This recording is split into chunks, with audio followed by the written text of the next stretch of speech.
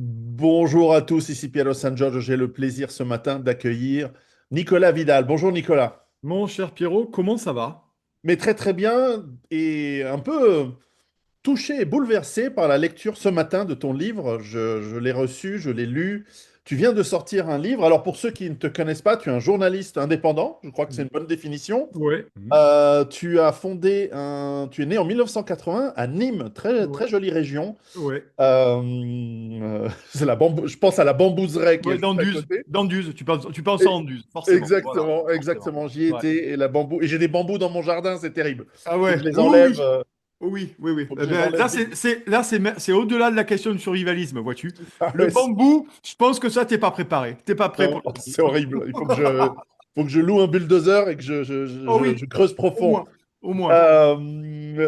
Tu es aussi auteur de plusieurs livres. Il y en a un que j'avais lu qui était l'avant-avant-dernier. Hmm. Le Ouais. nom m'échappe. Bon, il y a eu la lettre aux autruches plus digestif, Ah il y a oui, eu, celui-là était drôle. voilà, la tempête qui vient. La Bon, tempête qui vient. ouais, Voilà, on t'a le grand public t'a connu ouais, avec les Gilets jaunes, donc ça fait voilà pas mal de temps que ouais. tu travailles et que tu sors du contenu de qualité.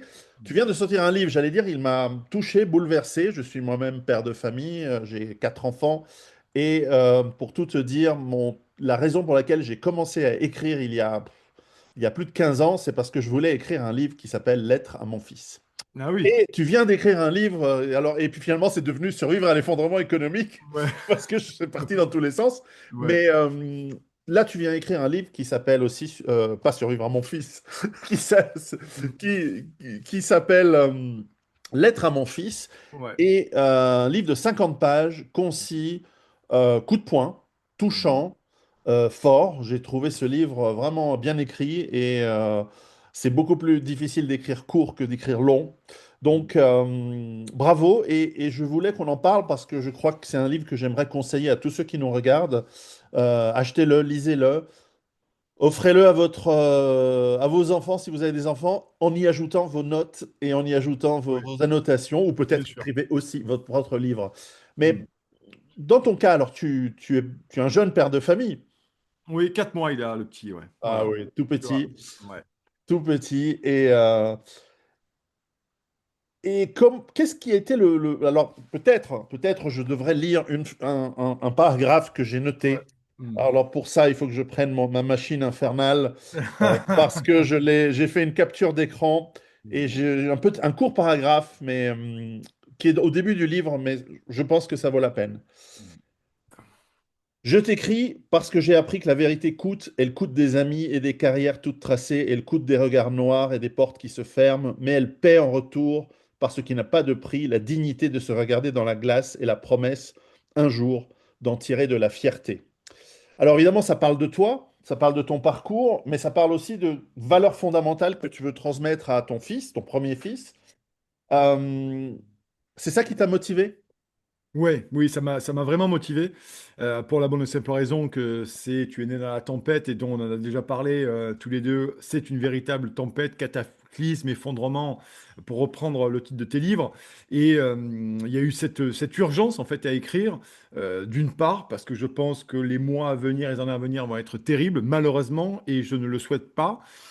Deuxième chose, il me semblait important aussi, tu vois, de parler de ce que coûte l'engagement. Tu as lu ce paragraphe, ce petit passage. Il faut que les gens se rendent compte ce que coûte l'engagement. Concrètement, l'engagement aujourd'hui dans un pays comme celui-ci ou comme dans une société ou des sociétés comme la nôtre, ça coûte très cher. De s'engager, moi c'est le journalisme indépendant, tu l'as dit, mais ça coûte très cher parce que tu es face à un pouvoir vorace, brutal, violent, autoritaire, voire totalitaire, et ces gens ne supportent pas les têtes qui dépassent. Et c'est tout l'engagement. Alors, ce que ça coûte, mais aussi ce que ça amène, ce que ça apporte à l'individu, pas en termes financiers, parce que si j'avais voulu gagner de l'argent, j'aurais pas fait ça. Je serais allé sur les mainstream parce que j'ai été tout au début et j'aurais pris une carrière tranquillement sur les mainstream à 20 000 par mois. C'est pas le choix que j'ai fait. Et je pense que le passage, une fois que tu as lu, décrit bien ceci.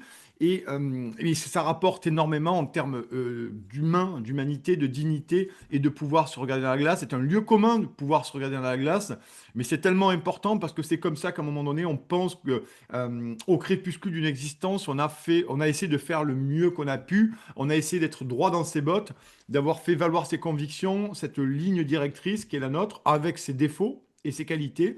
Et ça me paraissait important. Et troisième point, pourquoi je l'ai écrit, parce que j'ai aussi, moi, eu l'énorme chance, l'immense chance d'avoir des parents qui m'ont accompagné, qui m'ont formé, qui n'ont m'ont jamais imposé quoi que ce soit, mais qui m'ont donné le bagage culturel, intellectuel, ça on le verra, l'histoire le dira, on verra bien, mais c'est quand même pas foufou, mais au moins qui m'ont donné les outils, tu vois, pour essayer de me démerder dans cette existence, d'essayer surtout de me poser des questions et de ne pas gober tout ce que je lis et tout ce que j'entends. Et c'est ce qu'ils appellent l'émancipation, ce qui appelle aussi la citoyenneté, et ce qui appelle aussi une certaine forme d'humanisme, d'être homme ou femme, mais homme avec un grand H, et de ne pas passer dans cette vie comme ça, un claquement de doigts. Elle est déjà très rapide, on le voit, à un certain âge, on voit que ça va très vite, mais au moins, ce temps imparti, il faut le mettre à profit, que ce soit voilà, par le fait de se poser des questions en permanence et d'être bon avec les autres, à la limite de ce qu'on peut nous faire, bien entendu.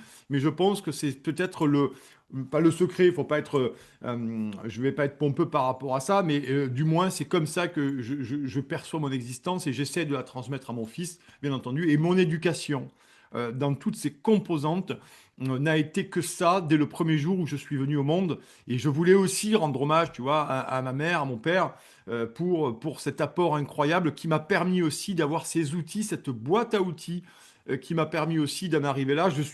Voilà, je suis qu'un petit journaliste indépendant, mais du moins dans ma vie perso, je pense que je suis assez comblé et je pense que c'est très important. Ça a permis aussi de rencontrer la mère de mon fils, donc, et de se rendre compte aussi tous les jours des choix qui ont été faits et de ne jamais revenir sur le passé, c'est-à-dire d'avoir fait des choix, d'avoir pensé et d'avoir suivi un chemin.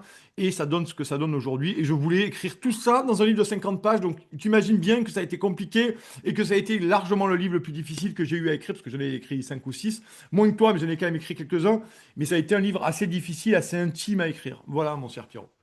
Oui, un livre courageux, tu parles de transmission, Mm. tu transmets beaucoup de Mm. choses essentielles à ton fils qui le lira un peu Ouais, plus grand. À 4 mois, il ne lit pas ouais, encore, ça va être compliqué, forcément. ouais. Mm. Mais tu rends hommage, tu le disais, à tes parents, aussi à tes grands-parents Ouais, qui t'ont beaucoup fait lire, qui avaient ouais, beaucoup de livres chez eux, je ouais, vois. ouais. Oui, C'est la lecture dans le monde de l'IA, dans le monde des téléphones, dans le monde où plus personne ne lit des livres, et la lecture sur du papier, oui, ouais. j'ajoute, Mm. n'est-ce pas là quelque chose de très important à transmettre à nos enfants? C'est l'essentiel. Le berceau de mon fils est accolé à ma bibliothèque de 3500 bouquins. Voilà. Parce que c'est pratique, mais parce que j'ai toujours vu, vraiment chez mes parents, chez mon père, une énorme bibliothèque de toute une profusion de livres, de tous des romans, d'essais politiques, d'énormément de choses qui permettent en fait, à un moment donné, de voir la vie autrement. La vie n'est pas qu'un livre. Mais le fait de lire des livres te fait apprécier la vie sous différents degrés et sous une perspective beaucoup plus profonde que si tu n'as rien lu du tout. C'est le cas avec les romans d'aventure, avec les romans d'amour. Je parle des bons romans d'amour, je ne parle pas des trucs dans les gares, hein. Je parle des trucs qui valent un peu le coup. Et où là, tu te construis par le personnage, ou le héros ou l'anti-héros, ou les relations, c'est un thème qui m'est cher. Tu arrives à te construire, à mon sens, surtout à percevoir autrement les autres et après te construire dans la réalité. Et le fait, moi j'ai toujours vécu dans les bouquins. J'ai toujours eu plein de bouquins chez mes parents, il y avait plein de livres partout. Et aujourd'hui chez moi, il y a des livres partout. Bon, j'ai habité dans un 42 mètres carrés à Paris avec ma compagne. Il y avait des livres partout, il fallait littéralement se faufiler. Je n'avais pas de boîte de conserve. Alors, on a un point commun, alors on a un Il n'y point avait que des commun. Regarde, bouquins. regarde, regarde. Voilà. On Ah a un oui, point commun, voilà. ça Voilà. n'arrête pas, il y en a Ouais. partout dans la pièce, Ah ouais, et ouais. je ne sais plus où les mettre. Je vois ça. C'est, c'est, euh, et Ouais. ça, c'est qu'une toute petite partie, mais oui, Ouais, oui. j'imagine. Ouais. 42 mètres carrés, ça fait 40 Ouais. mètres pour les lits et 2 mètres pour le C'est reste. exactement ça. Donc, on a dû s'adapter physiquement à coexister avec des livres. Pourtant, sache que j'en ai énormément jeté. Horreur de jeter des livres, mais pourquoi j'en ai jeté? Parce que j'ai mis beaucoup à disposition gratuitement des centaines de livres et personne ne en voulait jamais. Pourtant, les livres étaient pas trop mal, mais tu vois, à un moment donné, je me suis résigné à les jeter parce que voilà. Mais pour revenir à ta question, effectivement, j'ai toujours vécu dans le livre, dans la structure livre et dans cette capacité à un moment donné où chaque bouquin est une véritable expérience. Tiens, j'en ai un j'en ai un justement sur le bureau, tu vois, c'est celui-ci. Robert Marguerite, c'est Révolution. C'est en 4 tomes de 800 pages. Typiquement, tu vois, ça, c'est un livre sur la Révolution française. Et bien, quand tu te lis ça, eh ben, tu reviens aux Gilets jaunes, tu reviens à ce qui se passe aujourd'hui, tu reviens aux luttes de clans, aux luttes de pouvoir, même chez les sans-culottes qui, qui se massacraient les uns les autres par faction. Tu vois, typiquement, ce genre de bouquin-là, aujourd'hui, Révolution, moi j'ai commencé à le lire cet été sous les conseils de mon père, une nouvelle fois, parce que mon père est un pourvoyeur de livres, de lecture, d'auteurs aussi, de gens invités, d'articles structurants, comme il appelle ça. Ben, typiquement, tu vois ça. Ça part de la Révolution, les hôtels de la peur et d'autres, et je vous invite d'ailleurs à l'acheter. Vous voyez, comme quoi, tu vois, je fais pas que la promo de mon bouquin. Mais typiquement, ce genre de truc, ça te permet de donner une épaisseur dans ce que nous vivons aujourd'hui, dans un pouvoir oligarchique, péremptoire, brutal, et aussi une espèce de résistance qui se bouffe le nez, parce que c'est comme ça, parce que ça a toujours existé, et ça permet d'épaissir le moment venant. C'est-à-dire que tu sors, en fait, tu t'extrais de cette conception de l'atome qui n'est que consommateur et qui finalement n'a aucun cadre national, n'a aucun cadre de la nation, n'a même pas conscience d'être un Français et de bénéficier de tout ce qui a été construit par nos ancêtres, parce que je suis là-dessus. Moi, je suis italo-polonais et ma compagne est d'origine arménienne. Donc, autant te dire qu'en termes, on ne peut pas me faire le procès de la non-intégration et du refus total du mélange, ce qu'on appelle le mélange. Donc, voilà. Mais moi, je me suis constitué par les livres, c'est-à-dire que ma grand-mère polonaise qui commençait une phrase en français, qui la finissait en polonais. Manifestement, mon père est devenu prof d'histoire, historien et maire d'un village.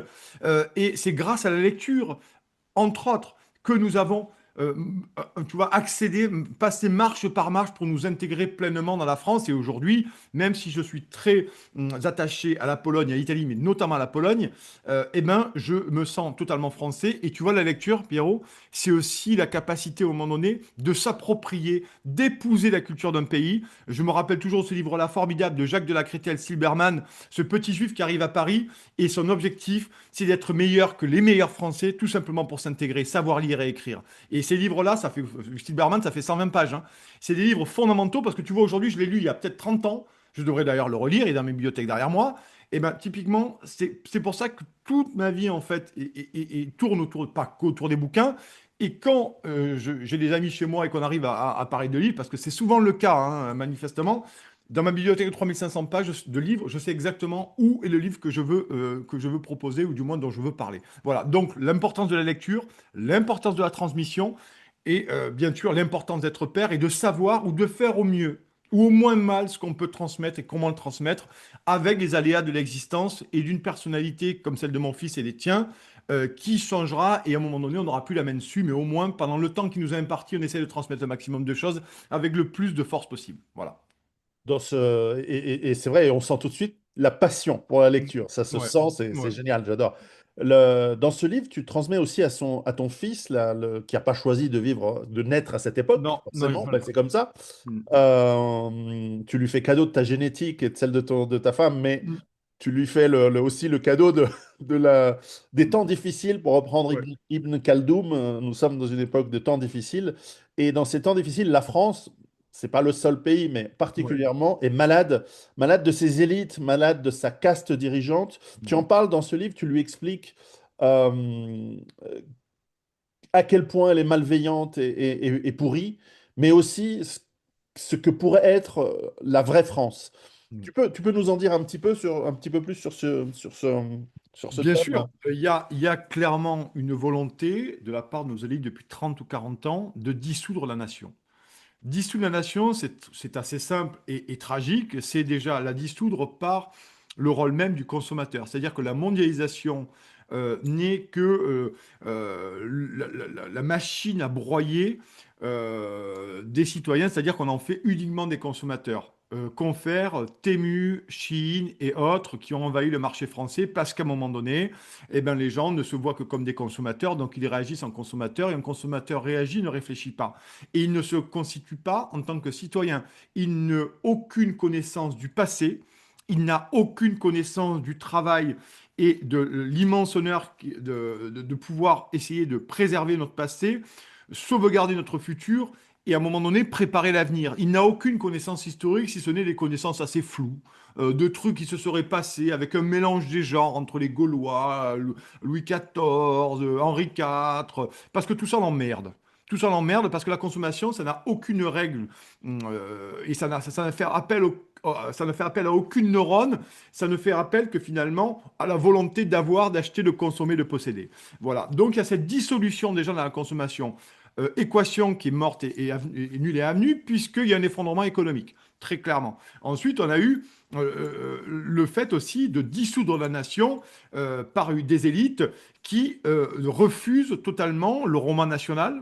J'y crois beaucoup, je suis très intéressé par le roman national parce que je pense que c'est constitutif, et également qui estiment que tout ce qui doit s'apparenter à une revendication de patriotisme, une revendication d'identité, une revendication de se sentir français et d'aimer son pays, et bien manifestement, ça présente un frein notable à un programme de ce programme, cette dissolution, et la volonté aussi de cette Union européenne et de ce globalisme de faire des gens, notamment des électrons fluides. Je te prends un exemple très simple qui, chaque année, crée en moi des spasmes qui sont les suivants. Le jour d'Halloween, cette fête qui ne représente rien pour rien ni personne, qui nous vient importer de la sous-culture américaine.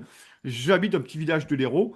Et le soir du 31 octobre, si je ne m'abuse, je crois que c'est la date de Halloween, eh ben, mon village, comme des milliers de villages français, sont envahis de petites gnomes, de petits gamins habillés avec des masques, des petits monstres. C'est très bien, c'est très mignon. Et derrière, les parents qui suivent. C'est normal, ils sont petits, ils sont mineurs, donc les parents viennent de porte en porte sonner chez toi pour chercher des bonbons. Donc ces gamins, je ne vais pas leur jeter la pierre parce qu'ils sont petits et que tous les copains de l'école font Halloween, donc à 5 heures du soir, on se grime, on porte une citrouille, on met un masque, un monstre, machin et tout. Donc je vois ces parents derrière qui sont aussi excités que les gosses. C'est ça qui est marrant. Ils sont non mais à un moment donné, à quel moment l'humanité s'est-elle perdue quoi? Tu vois? Vraiment. Donc je vois ces trottoirs envahis de gens, moi ça grouille de gens, hein, ça grouille vraiment. Et, et qu'est-ce qu'il y a après le 31 octobre? Quelques jours après, mon cher ami, il y a le 11 novembre. Ah, oui. Voilà. Et le 11 novembre, j'y vais tous les matins à 11 heures devant le monument aux morts de mon village, avec les anciens combattants. Et où sont ces gens, Pierrot? Ah, Où ben, il n'y a sont personne. ces gens? Où sont ces gens? Donc ces imbéciles, je le dis très clairement, ces imbéciles qui amènent leurs gamins faire Halloween en me disant ouais mais Nico, tu es trop radical, Nico, il faut bien que les gamins s'amusent. Très bien. Mais par contre, le 11 novembre, c'est férié jusqu'à la prochaine loi. Vous n'êtes pas là en fait. Vous êtes chez vous, vous êtes en train sur Netflix, vous êtes au paddle, je ne sais où, vous êtes à Leclerc, je ne sais où vous êtes. Mais par contre, vous n'y êtes pas. Donc là, il y a un effondrement, tu vois. Et les élites ont tout fait finalement pour promouvoir Halloween, sur lesquels les marques se sont mis dessus parce que ça fait du pognon, mais bon, peu importe. Charge aux gens de ne pas acheter de manière à ce que les marques arrêtent de nous casser les pieds avec ça. Même les écoles font Halloween, même les écoles de la République font Halloween. C'est un pur scandale. C'est un pur scandale. Moi, je mettrai au pas tous les recteurs qui acceptent que dans les écoles, les directeurs d'école qui font Halloween dans leurs écoles. Ah, il faut leur dire que c'est une fête de païenne d'origine germanique, Voilà, voilà. reprise par les nazis, même si c'est pas vrai. Mais Ouais. là, ça les ferait arrêter ça dans les écoles très vite. Mais c'est pour ça. Et donc, tu vois, et tu as raison, mais tu vois, c'est un exemple pour te dire à ce moment-là, c'est une entreprise délibérée, programmée, préméditée de Oui. destruction totale de l'identité, de la capacité de se sentir citoyen, de la capacité à aimer son pays, à aimer son drapeau, à aimer tout ce qu'on est, à aimer nos agriculteurs, notre savoir-faire, notre terroir. Je pourrais être Ouais, littéralement, ouais. je peux en parler 30 ans, je pourrais en parler 2 heures C'est comme là-dessus. les vacances de Noël qui sont devenues Ouais. les vacances d'hiver. Exactement. Voilà la destruction totale par petites touches. Et c'est là que tu te poses la question de mon livre Lettres aux autruches plus digestives, c'est-à-dire que les gens n'ont même pas conscience de ce que je te dis là. Ceux qui m'écoutent et qui me connaissent et qui font Halloween à leurs gamins et qui ne viennent pas au 11 novembre, manifestement me diraient une fois de plus, Nico, tu es radical, on ne peut pas tout faire. Oui, mais dans la vie, quand on est parent, à un moment donné, on vit dans un pays qui s'appelle la France, on n'est peut-être pas tributaire du passé, mais on est comptable du futur. Et que si on veut être comptable du futur, il faut que les gamins, dès qu'ils soient en âge de parler, il faut qu'ils soient devant le monument aux morts le 11 novembre. Et il n'y a pas que ça. Il faut aller à Verdun, il faut aller au Sphère de Daumont, il faut aller à Omaha Beach, il faut aller partout, il faut Puy du Fou également. Il faut y aller de manière à ce que ces gamins se sentent remplis d'une nation qui est la France et se sentent français. Il n'est pas question de sombrer dans le nationalisme le pur dur. Il suffit simplement d'aimer son pays. C'est tout simplement ça. Et ce qu'on nous refuse à nous, on dit de l'Ukraine notamment que les Ukrainiens sont patriotes, qu'ils ont raison de défendre la souveraineté de leur pays. Mais nous, on nous le refuse. Donc tout ce qui est fait, fait office ou fait appel de patriotisme, un tant soit peu délicat ici, est taxé à un moment donné aussi de nationalisme, de fascisme, d'extrême droite, de poutinisme. Tu sais ça par cœur. Et donc, dans cette transmission, il y a ça. Et c'est à ce sens qu'elle est de plus en plus difficile à faire. Parce que je vais me retrouver, comme toi et probablement, et surtout nous ici en France, nos gamins se retrouvent à un moment donné, quand ils rentrent dans la sphère sociale, le maelstrom social version Ikea, Darty et Amazon, eh ben, avec des gamins qui, à 4 ans, ont commencé à avoir des téléphones portables et regardent des séries depuis qu'ils en ont 2, on se retrouve dans cette situation assez chaotique, erratique, de savoir comment, à un moment donné, on construit ces bases-là, puisque la force commune, la force collective de l'abrutissement généralisé, forcément va rentrer en contact avec ton enfant. Et c'est dans ce sens que, je continue à le dire, ça fait 40 ans que nos élites, qui se gardent bien, qui se gardent bien de mettre leurs enfants dans cette espèce de machine à laver,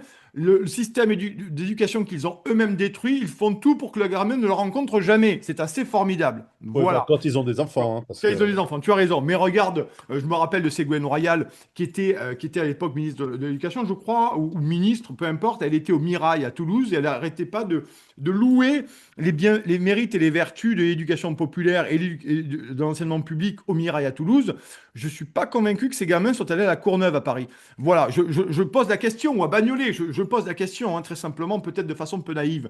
Voilà. Et donc ces ils ont gens, dû en faire fait, Henri IV ou Stanislas voilà. ou je sais pas quoi. Ou des lycées français à l'étranger, ou des Ouais. collèges français à l'étranger, ou en Angleterre, voilà. Et donc on se retrouve dans une élite qui, elle, a bien sûr fait apprendre le latin, le grec à leurs gamins en les mettant dans des établissements très privilégiés. Par contre, ils promeuvent pour la fange, la populace, les gilets jaunes, les sans-dents, les gueux, finalement l'école publique formidable, que c'est génial et qu'il ne faudrait jamais aller en privé. Donc voilà. Donc c'est pour ça que la transmission est très compliquée, mon cher Pierrot, là-dessus. Plus pour nous, plus que pour mes parents notamment, où c'était un peu plus facile, économiquement déjà d'une part, mais aussi en termes d'éducation, il n'y avait pas toute la propagande écologiste, wokiste, éducation sexuelle et consorts, parce qu'on est littéralement, c'est le préalable de tous les régimes totalitaires qui s'attaquent à l'école, qui s'attaquent surtout aux enfants, qui abrutissent les parents et dont les gamins deviennent les petits gardes rouges à la maison de toutes les théories et de toutes les propagandes. C'est des gamins qui ne savent pas écrire leur prénom, qui parlent un araméen prépubère et qui viennent te faire la leçon sur la couleur de la poubelle dans laquelle mettre ta dosette de café. Voilà. Et ça, en tant que parent, franchement, c'est un énorme défi que nous avons à relever aujourd'hui. Ce qui est triste en plus, c'est que Mm. les dictatures du passé, et ça c'est, et Dieu sait que j'aime pas dire du bien des Mm. dictatures, Mm. mais l'Italie fasciste avec le ministre Gentile avait mis en place une éducation excellente qui a permis le miracle italien après-guerre. Mm. L'éducation de l'école soviétique, c'est pas exactement une démocratie florissante, hein, l'Union Oui. soviétique, était exceptionnelle parce qu'ils voulaient créer un peuple éduqué d'ingénieurs, d'artistes, capables de travailler pour le soviétisme international, je sais pas quoi, mais ça a fonctionné. Ils ont des élites extrêmement éduquées, mais même pas que les élites. Tout le monde était très très bien éduqué en Union soviétique. Et même l'Allemagne d'une certaine époque, pour faire un pays puissant et bien, développer une école extrêmement éduquée. Et si là, on passe à autre chose qu'une dictature, même la République française, Mm. il y a un siècle, Oui. avait un système éducatif qui a tenu jusque dans les années 70, excellent, extraordinaire. Ça s'appelait l'école républicaine en France. Ça s'appelait Et l'école républicaine. avec Voilà, quand je te... un Ouais, ascenseur ouais, social bien sûr. Bien évident sûr. qui marchait C'est-à-dire bien. que toutes les familles qui étaient... Ma famille faisait partie à un moment donné de ces familles où la culture n'était pas forcément quelque chose d'inné. Eh ben, nous avons bénéficié de l'école républicaine à la française. Voilà. Et ça, aujourd'hui, elle a été détruite délibérément. Délibérément, je le dis, elle a été détruite Oui, délibérément. Elle continue à être détruite. Et ça, c'est la meilleure production. Bah, autant on n'a pas de pétrole, autant on a une production industrielle d'abrutis. Ça, manifestement, on y va oui. tranquillement, avec une désaffiliation pour le nom et le prénom. Ça, je sais que c'est des sujets très compliqués, mais bon, voilà. On a toute une génération de gamins, il faut le dire. J'en connais quelques-uns qui ont des prénoms de séries américaines, manifestement. Et ce sont même des gens qui votent RN après, vois-tu, qui vont voter Bardella, mais qui, à leurs gamins, vont leur donner un prénom d'une série américaine. Donc là, il y a une forme de désaffiliation de la nation, Oui. de l'effondrement total de notre patrimoine culturel qui est en plus, et tu vois, je suis traité souvent de gauchiste, notamment sur les réseaux, mais peu importe, parce qu'il m'arrive souvent de citer Jean Jaurès, le dernier refuge du pauvre, c'est la nation. Et la nation, c'est à elle, à un moment donné, de pas imposer, mais d'encadrer et de donner les moyens de l'émancipation de la culture et de l'intelligence. Voilà. Et aujourd'hui, tout a été fait pour que ça n'existe plus et que cette nation vienne une nation d'autruche et de tubes digestifs. Et heureusement qu'il y a des gens qui résistent parce qu'ils sont il y en a quelques-uns, mais c'est quand même très compliqué. Voilà. On va reprendre ce thème dans la deuxième partie de Oui, l'émission, mais je oui, voulais, pour oui. terminer sur ton livre, tu nous expliques dans ce livre, tu expliques à ton fils, Mm. finalement, tu lui donnes un avertissement tout en l'encourageant. Euh, être droit et honnête, être droit et honnête amène à perdre beaucoup de choses dans la vie sociale d'aujourd'hui. Mm. Mais qu'est-ce qu'on perd, qu'est-ce qu'on gagne, être droit, Ouais. honnête, Ben, cultivé, etc. regarde, ce on y perd surtout au contact de l'apathie populaire. C'est-à-dire qu'à un moment donné, quand tu commences notamment à exprimer des idées, te renseigner, avoir des convictions solides, hein, pas celles des plateaux mainstream français, c'est d'avoir à un moment donné la capacité de réfléchir, de réagir et d'essayer d'expliquer son point de vue et de l'argumenter, parce que j'adore le débat et je pense que c'est ça. Et donc tu t'affrontes à une apathie populaire, c'est-à-dire que les gens pensent que tu es excessif. Les gens ne veulent surtout pas, à un moment donné, une partie de la population n'a aucun intérêt, aucune connaissance que le débat se fait aussi, que c'est le débat, ce qu'on appelait la grande conversation, la grande dispute. C'est comme ça aussi qu'une nation se fait, c'est comme ça elle évolue, comme ça se développe, elle progresse. Et donc tu y perds des gens, finalement, eh ben, des amis ou de la famille. Ça, c'est une vérité. On l'a vu pendant le Covid, notamment. Je pense que le meilleur exemple, c'est le Covid. Qu'est-ce qu'on y perd? Le Covid, je pense que les gens qui ont réfléchi 3 secondes, ils ont perdu beaucoup d'amis, ils en sont fâchés avec leurs parents, avec leurs proches, leurs frères, leurs sœurs, leurs oncles, leurs tantes, leurs voisins. Donc manifestement, il y a déjà un exemple assez factuel qui se pose en question, c'est-à-dire que tous les gens qui ont réfléchi, eh ben, ils ont été mis au banc. Voilà. Et l'État s'est bien chargé, bien sûr, de les mettre au banc avec toute une série de délations mesquines que la France a connues et que Ils l'Europe a auraient pu, connues. s'ils avaient pu, ils auraient fait pire, hein. Voilà, c'est tout. Donc on se retrouve là-dedans. Ce qu'on y perd, c'est ça. Ce qu'on y perd, c'est aussi, parfois, si on ne travaille pas dans nos secteurs, c'est-à-dire toi, les livres, la capacité à un moment donné à avoir un champ de prédilection, de spécialisation avec une communauté, si dans ton boulot, tu peux aussi perdre beaucoup de choses et tu peux perdre des boulots avec ça. Il faut quand même le savoir. La libre expression, il n'y a pas de libre expression concrètement. Donc on se retrouve dans un monde où on ne peut de moins en moins dire, tu es rapidement taxé de complotiste, d'extrême droite, de poutiniste, et même dans le cercle privé, puisque cette espèce de salangeance, à un moment donné, de la propagande et de la disqualification intellectuelle qui ne t'arroge même plus le droit d'être vu en tant qu'être humain avec 3 neurones et demi qui se tiennent en rond, eh ben, ça fait que ça fait de toi un paria social. Tu y perds beaucoup. Tu y perds beaucoup. Et puis, ce que tu y gagnes, par contre, c'est cette capacité à élargir énormément l'horizon. Élargir cet horizon, se structurer, voir la vie autrement, et essayer, à un moment donné, aussi d'y donner du sens, du corps, de la passion et une certaine forme de romantisme. Et surtout, de mieux apprendre les choses. Et tu vas pas me dire le contraire, je pense sous ton contrôle. Le fait de savoir aujourd'hui qu'on est en train de se casser la gueule, de s'effondrer, si tu ne te prépares pas à ça, intellectuellement, physiquement, et avec, ce que tu peux, avec quoi tu peux te préparer, manifestement, là, toi, celui-là qui a réfléchi, il va rapidement être moins en difficulté que quelqu'un qui aura gobé tous les séries Netflix, qui aura regardé koh qui aura réservé sa place pour Céline Dion à crédit avec un Kogé Film. Et non, mais c'est la réalité. Le gars, c'est la réalité. Donc, on a une partition de la population, avec une partie de la population qui a compris et qui essaie de s'enseigner. Donc, ce qu'on y gagne, c'est surtout aussi la capacité de se regarder dans la glace, parce que ça, je pense que c'est le plus important, et d'avoir des convictions, même si ça coûte, parce que je le dis, si j'aurais pu faire d'autres choix à un moment donné de ma vie, et je les ai pas faits, en âme et conscience, parce que je savais ce que ça allait me coûter, mais aujourd'hui, je suis bien content de ne pas les avoir faits, donc j'ai essayé de synthétiser en 50 pages ces choix de vie qui, en fait, qui vont calibrer, qui vont engager, pardon, engager tout le reste de ton existence. Voilà, c'est une véritable pardon, mécanique en fait de l'existence. Mais après, chacun fait comme il a envie en fonction des moyens qu'il a. Alors, Nicolas Vidal, ton livre, donc c'est Tu es né dans la tempête, Ouais, le titre, parce ouais. qu'en fait, il n'y a pas la couverture sur le Mm. PDF, mais Ouais, Lettre à mon fils étant le sous-titre, donc je peux encore écrire un livre qui s'appelle Lettre à mon fils. ouais. Mais enfin, voilà, donc il y a une phrase que tu répètes deux fois, qui est aussi la dernière phrase du livre, qui dit Ne baisse jamais la tête. Mm. Alors, moi, je trouve ça très, très puissant comme phrase. Mm. Euh, Effectivement, ça coûte de ne pas baisser la tête. Le clou qui dépasse amène le coup de marteau, comme disent les Japonais. Mm. Mais clairement, cette éthique que tu essayes cette valeur que tu essayes de passer à ton fils, euh, c'est dans ne pas baisser la tête, ça veut dire rester droit, mais rester Ouais. droit. Mm. Pourquoi? Pour quel idéal? Ah ben, c'est toujours ce même idéal qui me pousse, enfin, qui nous pousse, nous, collectivement.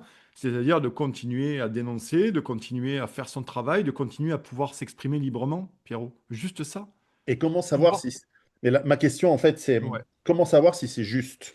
Ah ben, c'est juste après, c'est toujours pareil, c'est la construction intellectuelle que tu offres, c'est le cadre que tu offres à ton enfant qui permet à lui après de définir la justesse et la conviction qui est la sienne. C'est toujours pareil, c'est l'émancipation, c'est la capacité intime et personnelle de se dire ce que je fais, je crois bon, ce que je fais, je pense que c'est bon. Voilà. Et ça après, c'est intime à soi-même. Et c'est pour ça que le terreau dans lequel un enfant naît, et tu le sais, tu en as quatre. Je vais pas te faire la leçon, moi je suis papa depuis 4 mois, donc je vais pas. Voilà, c'est pas un livre de leçons, une nouvelle fois, je le rappelle, C'est de le vrai, dire, hein. c'est pas un livre de leçons, c'est Je un ne donne livre aucune leçon à personne, hein. Je dis simplement d'éthique ce et que pour moi c'est d'idéal. l'ambition, c'est tout. Donc c'est important de le répéter parce que voilà, bon, on m'en a pas fait le reproche, mais je préfère toujours le dire. Et ça, c'est ce terreau dans lequel tu vas mettre ton enfant qui va, à un moment donné, lui donner la capacité de se rendre compte lui-même et d'avoir cette objectivité, encore faut-il qu'il y ait un peu d'objectivité, ou cette espèce de sérénité aussi, ce sang-froid pour se dire, à un moment donné, moi individuellement, je pense que ce que je suis en train de faire, c'est bon, c'est juste. Ou là, ce que j'ai fait là, par contre, c'est pas juste et c'est pas bon et ce serait limite malfaisant. J'exagère un peu, mais c'est cette capacité de l'humain. Et je crois que ce travail-là se fait dès maintenant.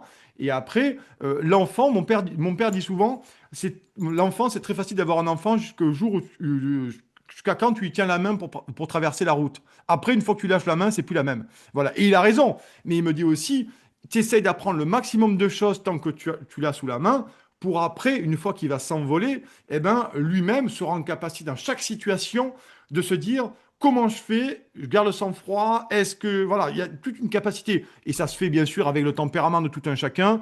Moi, j'ai un frangin, on n'est pas du tout dans le même tempérament, manifestement, c'est évident. Mais on a ces mêmes valeurs sur lesquelles on repose et on en a fait ce qu'on a voulu tous les deux de tout côté. Voilà, donc ne baisse jamais la tête aussi, c'est de ne jamais baisser la tête, c'est le fait aussi de tenir tête à ces gens qui essayent de nous écraser, de nous humilier, de nous discriminer. Moi, je te l'ai dit, j'ai été cambriolé 2 fois depuis que je suis journaliste. Ils m'ont volé 4 ordinateurs. Bon, Hmm. ils m'ont fait les pires misères. Donc, Comme manifestement, par hasard. voilà, c'est marrant, hein, c'est intéressant, hein, on m'a cambriolé 2 fois, à Paris notamment. Donc tu comprends bien que ça ne m'a pas fait baisser la tête, manifestement. Et ça me renforce. Et le fait d'avoir un enfant m'a dit, mais tu verras, Nico, tu vas te calmer quand tu auras un enfant. Oui, je vais me calmer, je vais peut-être être un peu plus serein. Mais par contre, je suis encore plus enragé. Parce qu'il est hors de question que je ne fasse rien pour y laisser ce monde dégueulasse dans lequel nous vivons. Clairement. Voilà. Tu as bien raison. Alors, dernière question avant de passer à la deuxième partie. Quand vas-tu écrire un livre qui s'appelle Lettre à ma fille?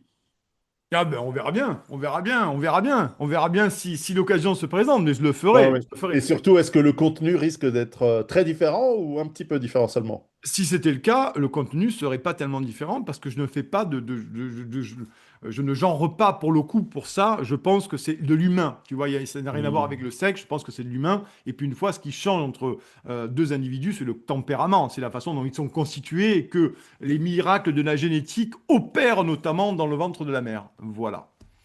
Le lien pour acheter ce livre sera dans le descriptif de la vidéo. Allez-y, lisez, lisez beaucoup et lisez ce livre. Si vous ne lisez pas beaucoup, au moins commencez avec un livre qui est court, concis et encore une fois, moi je le dis, très touchant, très fort. J'ai beaucoup aimé ce livre. Alors on va passer à la deuxième partie. La France en 2026. Nous sommes face à la catastrophe. Qu'est-ce que tu en penses? Bah, il arrive ce qui devait arriver. Il arrive ce qui devait arriver. Ça nous a coûté très cher de le dénoncer depuis un certain temps. Pas que depuis Emmanuel Macron d'ailleurs, hein, depuis Nicolas Sarkozy, même avant d'ailleurs, même avant. Mais il y a eu une accélération de l'effondrement, il y a eu une préméditation de l'effondrement, il y a eu une préméditation du chaos, parce que ces gens se sont exonérés de la démocratie. Et quand tu t'exonères de la démocratie, mon cher Pierrot, je disais notamment dans La tempête qui vient, on ne gouverne jamais impunément contre son peuple. Jamais. Jamais. Les gens qui le pensent, non, jamais ouvrir un livre d'histoire. Et je pense que c'est le cas de Macron, ou c'est Surtout en France. voilà, Pas que, mais surtout en France. surtout en France. D'ailleurs, il y a certains candidats jeunes en ce moment qui s'exhibent avec une jeune princesse italienne qui écrit des livres avant d'en lire. Donc tu vois bien qu'à un moment donné, on n'est pas sorti de l'auberge, on n'est pas sorti des ronces. Donc on est face à un effondrement qui a été prémédité, très clairement, et qui a été accéléré, notamment avec les conflits géopolitiques que nous connaissons, guerre en Iran et autres, guerre en Ukraine également. Et on se rend compte que, bien entendu, ces gens nous ont dépouillé, je l'ai dit, de notre identité, de notre amour de la France, de notre capacité à être citoyen, à aussi notre capacité à faire de l'école républicaine, donc à faire des autruches, des subjugatifs, des consommateurs. Et là, maintenant, nous vivons l'effondrement parce que la caste ou l'élite, entre grands guillemets, ne s'est pas exonérée de l'effondrement, du désastre cognitif dans lequel ils se sont plongés eux-mêmes. Donc, ils ont tout détruit, ils ont tout cassé pour des intérêts purement personnels, conflits d'intérêts en tout genre. L'Union européenne a énormément, d'ailleurs, accéléré le processus, puisque nous avons des petits télégraphes de Washington à une époque et maintenant de Bruxelles. Enfin. Et en fait, ces gens ont détruit le pays parce qu'ils ne l'aiment pas. Ils ne l'aiment pas, ils le détestent. Ils détestent tout ce qui est identité et nation. Et donc, quand tu détestes le fait d'être français, d'aimer ta nation, quelle que soit la nation d'ailleurs, pour le coup, d'ailleurs, on voit ce qui on voit ce qui se passe en Irlande en ce moment, eh ben, bien entendu, tu n'as aucun intérêt à le protéger. Tu n'as aucun intérêt à protéger sa sécurité, son économie, son système de santé, sa capacité énergétique avec le nucléaire. Tu ne fais rien, tu joues contre ton camp en permanence et tu trahis ton peuple. Et quand tu trahis ton peuple, tu penses que le peuple est une espèce de gros veau intersidéral ou une espèce de grande réserve naturelle d'autruche et tout digestif, mais la réalité, c'est qu'il y a au milieu de ces gens, au milieu de cette foule, des gens qui ont compris, des gens qui ne veulent pas la mort du pays, qui refusent la destruction et qui petit à petit se coalisent. Et à un moment donné, s'il n'y a pas d'issue démocratique à tout ça, et je m'en désespère, et je m'en désole, je te le dis, je suis très inquiet, ça finira très mal. Ça va finir très mal. Et ça finira peut-être à l'aune d'une crise économique, peut-être à un gasoil à 3,60 €, peut-être avec une inflation galopante à 40%, peut-être aussi avec des scènes d'émeutes urbaines comme on a vu avec des quartiers entiers où c'est des émeutes. Il n'y a plus de loi, si ce n'est la loi du caïd local, avec une libanisation du pays. Ça finira, ça ne peut que mal finir. Et toutes les cartes sont sur la table. J'ai envie de te dire, il n'y a que le choix de la carte aujourd'hui. Et c'est terrible parce que c'est pas à souhaiter. C'est pas à souhaiter parce qu'on l'a vu, tu le sais bien, qu'il y a un effondrement, c'est la porte ouverte à tous les trucs. Et je rappelle d'ailleurs la Révolution française, pas que, je veux dire, ça a été des massacres sur massacres, des exécutions arbitraires, des viols de masse. Enfin bon, je veux dire, moi je n'espère pas ça concrètement. Mais aujourd'hui, comme il n'y a plus aucune expression démocratique, qu'il n'y a plus aucun référendum, que ce sont toujours les mêmes qui font, comme disait Michéak, c'est l'alternance unique en permanence, c'est une caste qui s'autoprotège, une caste qui s'auto-reproduit, et LFI RN compris, clairement, voilà. Et ces gens, en fait, font tout pour rester au pouvoir, garder le pouvoir et garder les attributs, les avantages du pouvoir, et font du peuple, finalement, c'est un peuple qui a été littéralement congédié et dont on ne veut plus entendre. Mais la réalité, c'est que souvent, et c'est pour ça on appelait ça à la Révolution les émotions populaires, cette espèce de peuple dangereux, cette foule dangereuse, manifestement, c'est faire peu cas, comme on ne gouverne jamais impunément contre son peuple, cet effondrement économique. Il y a à un moment donné le baril de, c'est un gros baril de poudre avec des pinces C4. Voilà, et les derniers jerrycans de kérosène. Il suffit d'avoir mettre un briquet dedans et ça explose. Et malheureusement, moi je ne le souhaite pas, je te le dis, mais s'il n'y a pas d'issue démocratique, je ne vois pas très bien comment on s'en sortira sereinement de cette histoire. Voilà. Alors oui, les révolutions en France, vous en avez eu Ouais. beaucoup. Mm. Ouais. Quand elles sont soutenues par les puissants, elles fonctionnent, et quand elles sont pas soutenues par Ouais. les puissants, elles échouent dans un bain de sang terrible. Ouais. Mm. Nous sommes dans une situation qui ressemble beaucoup, d'ailleurs, à l'Ancien Régime, avec des Oui. fermages, Oui. une noblesse. Alors ça s'appelle plus la même chose. Il y a le clergé, ça s'appelle des Ouais. journalistes, Ouais. mais les vrais oligarques, le souverain, en fait, ce sont des oligarques derrière, voire des États étrangers qui dominent complètement dans l'ombre. Mm. Mais il y a un esprit révolutionnaire fondamental en France qu'on essaie de casser en cassant Mm. ces choses. Euh, les révolutions peuvent amener à des putschs. Je Oui. pense que ce n'est pas Oui. par hasard que tu as appelé ton média putsch. Ouais. Mm. Les putschs peuvent donner des Bonaparte, des Ouais. Jules César, Mm. des Staline, Ouais. Ouais. ou si on n'a pas de chance, des Cromwell. Ouais. Ouais. Parce qu'il y a pire, hein, Ouais. il y a pire que Napoléon Bonaparte. Euh, si tu devais t'aventurer dans le terrain, évidemment toujours un peu dangereux, mais on va dire par jeu, d'imaginer l'avenir, qu'est-ce qui te paraît le plus probable en France? Guerre civile, parce que horizontalité de la guerre, verticalité de la guerre, euh, révolte, famine, ou alors Ben, ça peut être tout ça en même temps. Le problème, et je pense que on a quand même une bonne idée.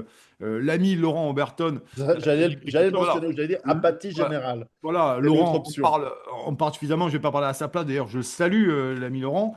Mais je veux dire, ça peut être un peu de tout. Concrètement, ça peut être un peu de tout. Et on a bien vu que dès que le peuple relève le nez, que ce soit les agriculteurs, que ce soit la réforme des retraites ou les gilets jaunes, comme en Irlande en ce moment, on sort immédiatement les blindés, les Ah oui. centaures, les hélicoptères, les drones. Par contre, on ne les sort pas dans les quartiers dits difficiles. Donc, ce deux poids, deux mesures aussi est une notion à ne pas exclure de ce ressentiment profond que les Français ont. Il y a une telle chape de plomb sur toutes ces questions absolument explosives et sensibles qui fait aussi que ça pourrait venir de là. Donc, entre l'effondrement économique, l'insécurité, le deux poids, deux mesures, taper sur les Français, essayer d'exterminer la classe moyenne, notamment exterminer nos agriculteurs, nos pêcheurs, notre souveraineté alimentaire, notre sécurité alimentaire, notre système de santé, manifestement, sous l'influence incroyable de Big Pharma.